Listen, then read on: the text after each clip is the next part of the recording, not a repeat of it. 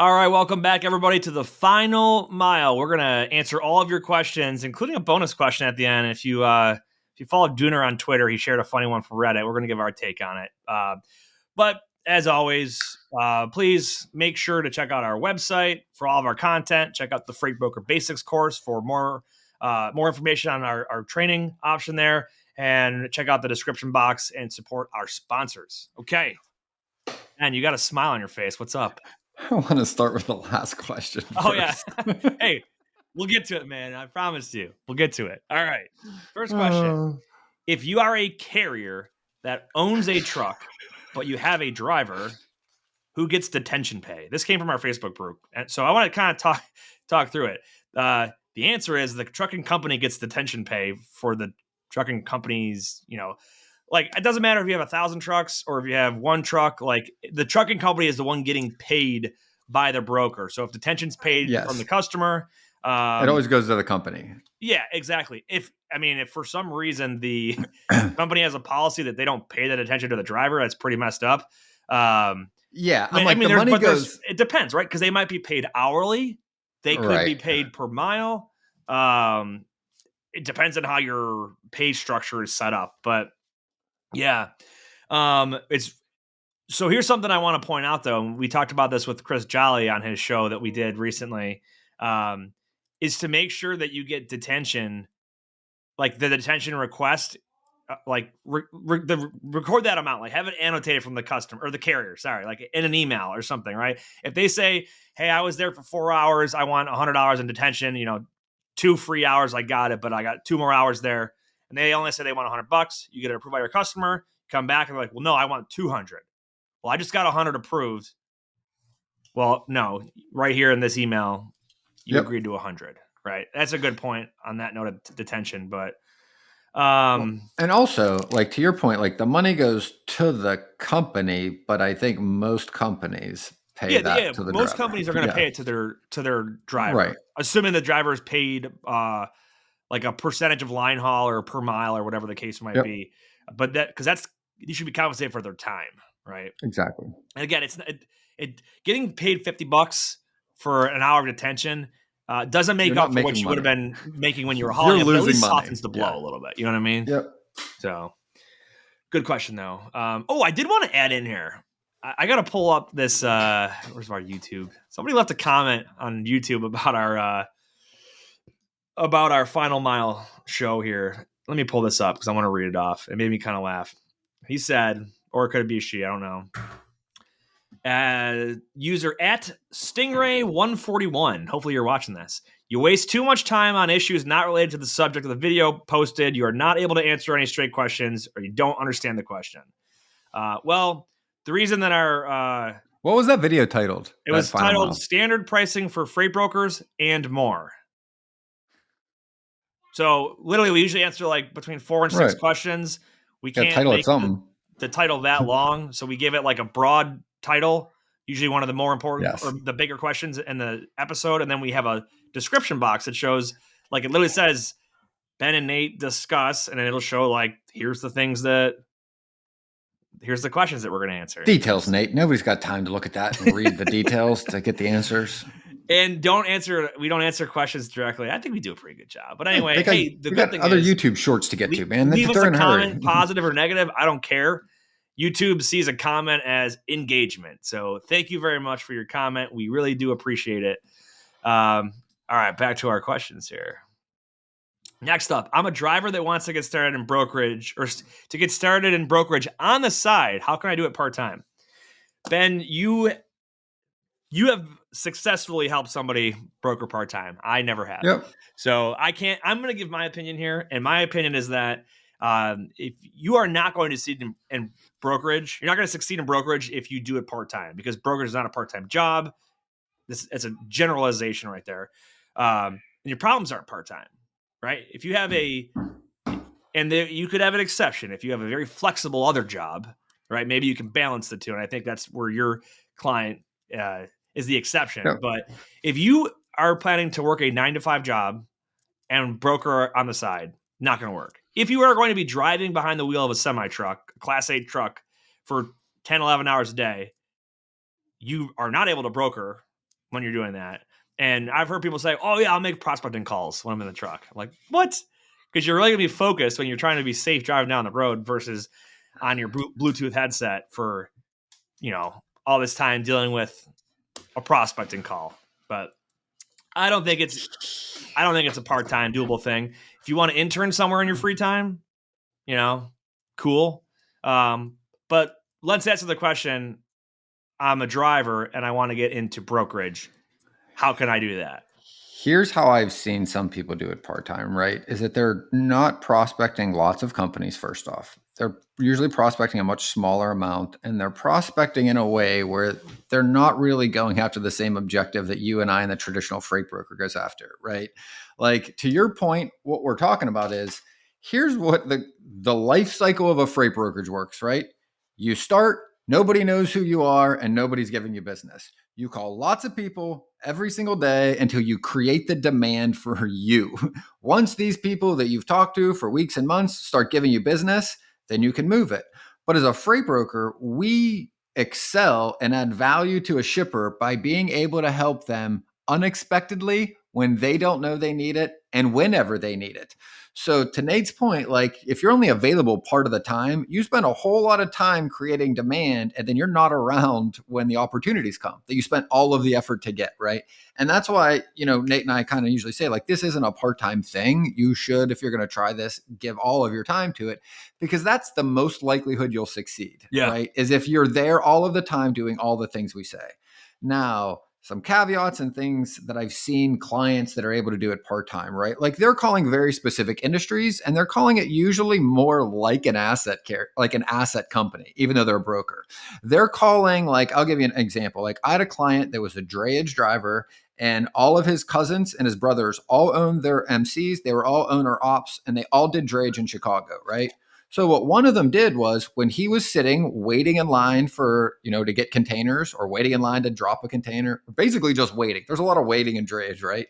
He would call local freight forwarders, and he was basically like, look, I'm running assets. I have a truck, a handful of my family all operate out of Chicago. We can give you fair rates. Let me know where you guys are. I've delivered to you in the past. Or whatever it was, his opening. Hey, if you've got some containers come in, let us know. We'd love to bid on them. Containers are almost never last minute in a normal market.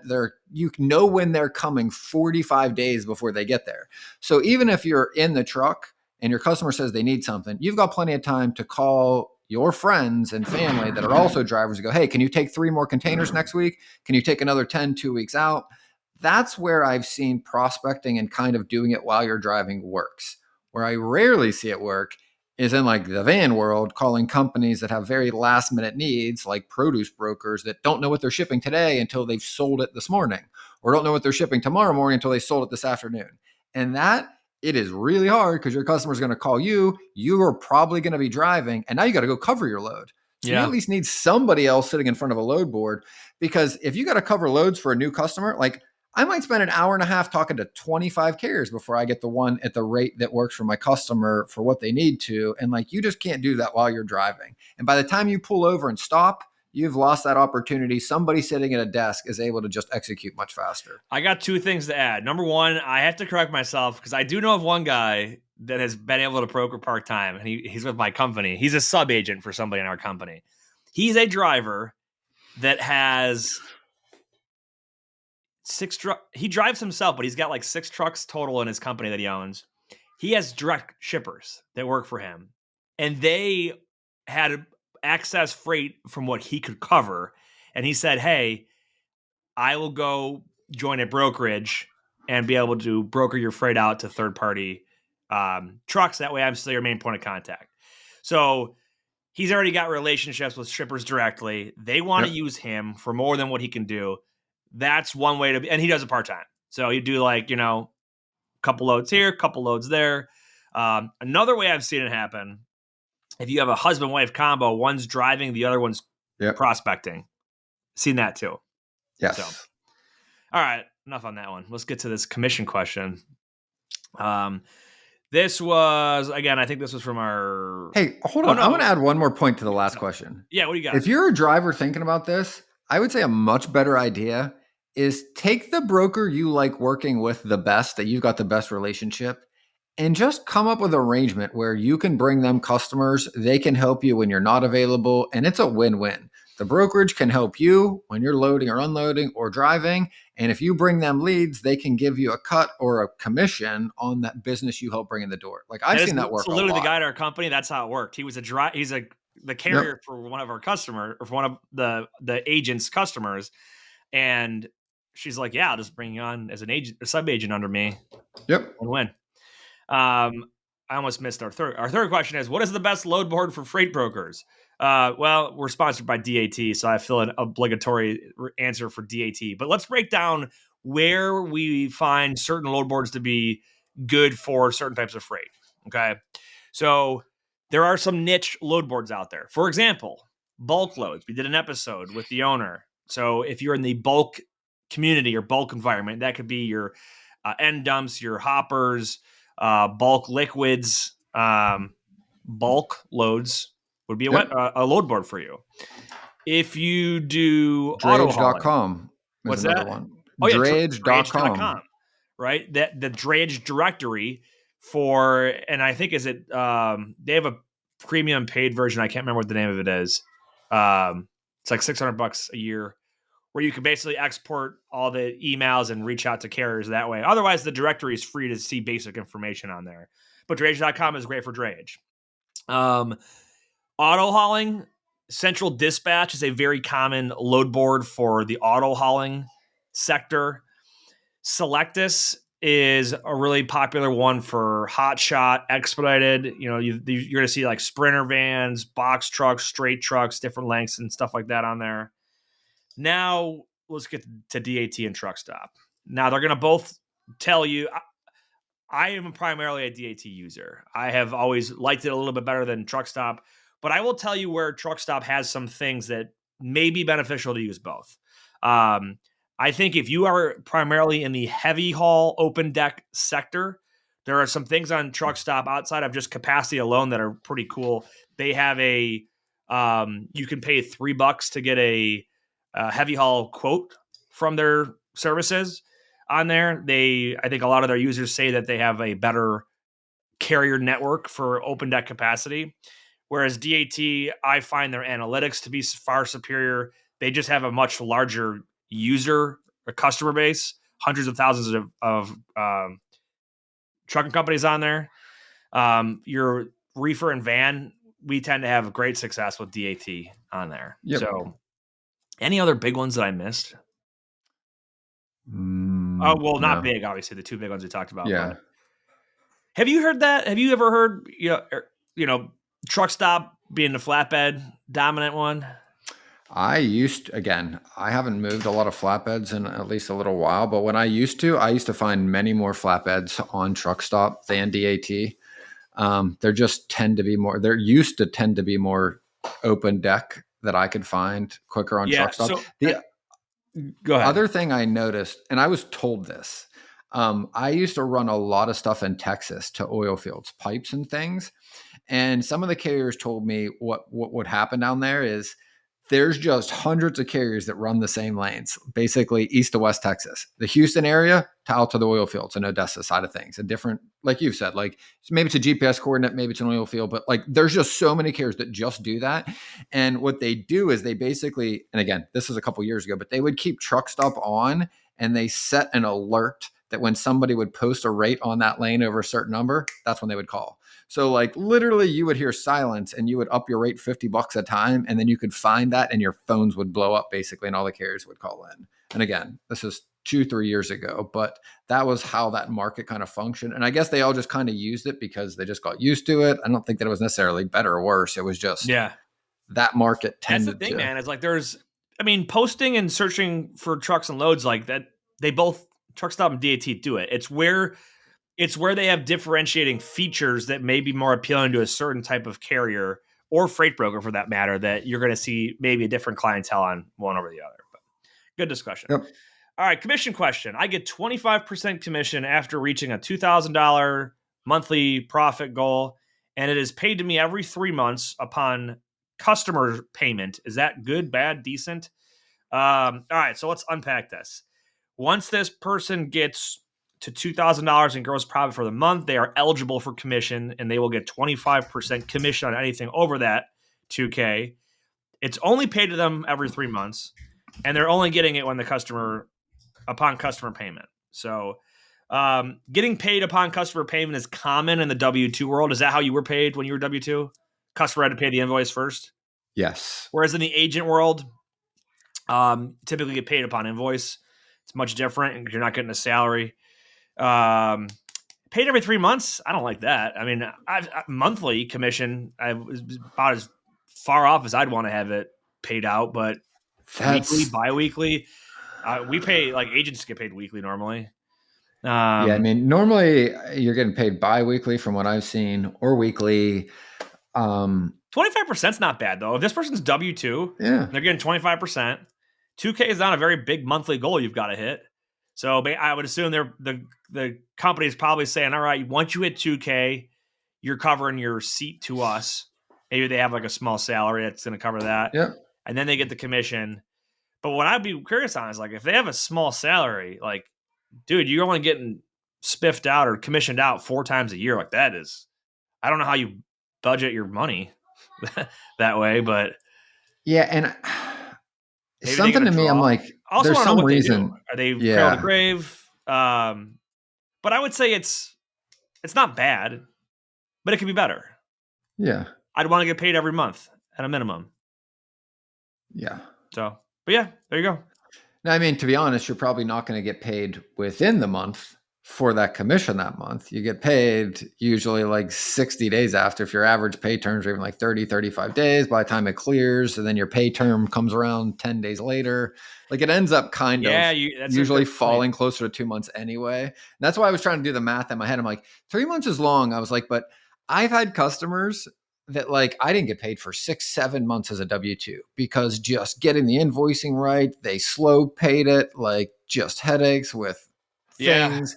And I'm like, that happens a lot. I was like, I mean, shit, I think my first big, huge customer that I had issues with, like Maersk back in the day, I didn't get paid until like August for stuff I ran in February. But again, yeah, I mean, that's not standard. Now, like, we're in the middle of February. Let's say you move a load for a customer and it delivers next week. The invoice gets sent out. Let's say they pay in 40 days, which then, so we're February, nothing happens in March. They pay at the beginning of April. Yep. And then at the end of April, all your numbers are running. You're paid in the middle of May for your commission. Like, you're right. Yeah. I mean, depending on how the timing follows, it could be like that. And again, like, that's what would happen. Like, again, we were on pay terms of 2 weeks, I think, at TQL. And like, again, just like an example, January 1, you run the load, it gets delivered the 5th. The invoice goes out maybe the next day, 40 days until they pay. You're middle of February. But then if you just got paid the day before, you don't get paid again for another 13 days. So you tack another 2 weeks onto that. Like, you're pretty close to a little more than 2 months. Yeah, That's what I was thinking. What Steven just said, hey, I wonder if the company has a holdback on commission payments to the account for customer payment. But if it's 3 months, I got to imagine they're not paying the commission until they've received every dollar from that customer. That's what they said. Yeah, the question said it's paid to me every 3 months upon customer payment. Is that good, bad, decent? So, yeah. Yeah. And again, they might just do it quarterly. Ask your employer to pay you monthly if you can do that. Yeah. And again, it might be a small company. They just do it quarterly because it just takes a lot of time to go do that. They run all the reports and pay everybody once a quarter for everything earned up to that point. And, yep. I mean, all right, last question, and this is a bonus question. This came through Reddit, the Freight Brokers Reddit page, and Dooner posted it on Twitter yesterday. I didn't actually read the responses, but they said, "Listen, I don't know what you guys think. I'm an independent freight agent, and I'm thinking about having my wife call on companies. I think they're going to listen to a woman more than me, and then I'll just take over once I get the account. What do you think? Ha ha."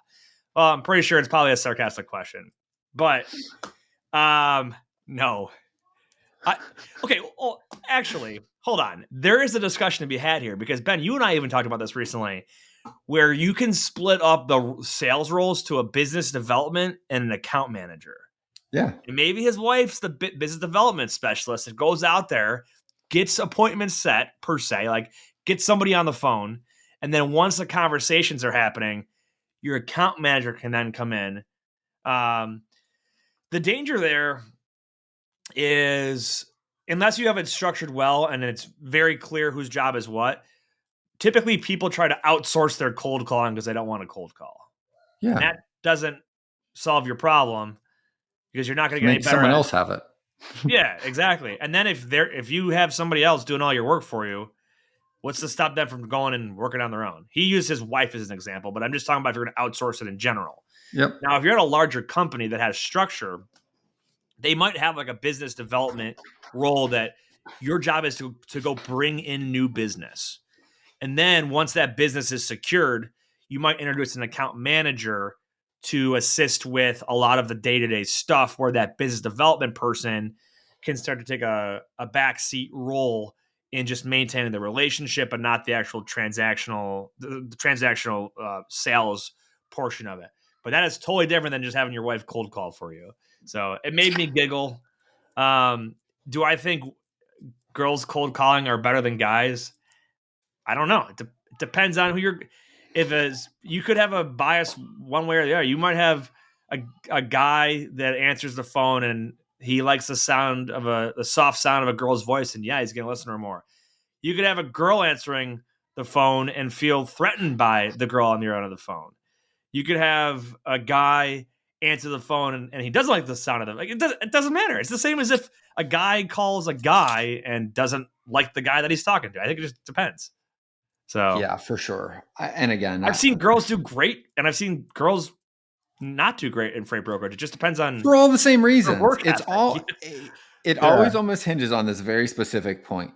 How comfortable are you doing things you're uncomfortable with, right? Which sounds like ridiculous, but it's true. It's like, can you put yourself in an uncomfortable position to talk to people you've never met, right?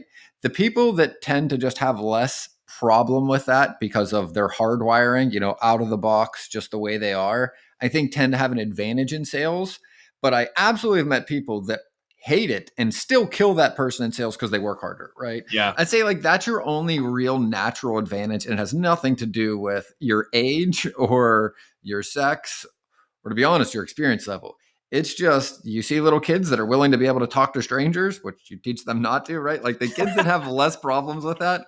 I just laugh because my daughter does this constantly. Every person she gets in the elevator with, she tells her whole life to, and I'm like, yeah. I was like, there's my little sales girl. My wife always laughs. I'm just like, that's it. Like that's the thing that's hard to train, right? That you can just walk up to a random person and talk to them. Yep. Oh man, that's so funny. It's very true though.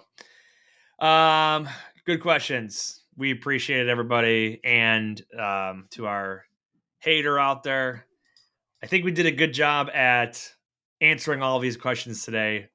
But I can guarantee you that the title of this episode is not going to include all 5 questions. It will probably be one of them.